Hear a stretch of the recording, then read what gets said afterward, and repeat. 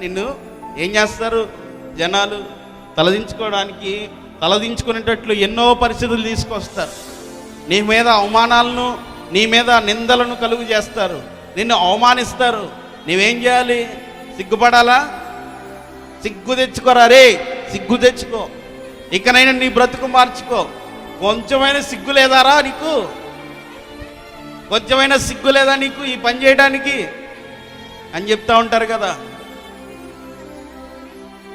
దేవుని బిడ్డలారా, దేవుడు అంటున్నాడు, నీవు సిగ్గుపడనక్కర్లేదు, నీ అవమానమును, నీ నిందను నీవు తలంచొద్దు, నీవు లజ్జపడనక్కర్లేదు.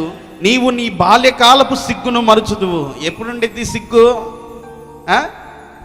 చిన్నప్పుడు ఉండాలి, పెద్దయ్యాక ఉండాలా? ఉండకూడదు. తినమన్నారని తినకుండా అక్కడే కూర్చుంటే ఏమైద్ది?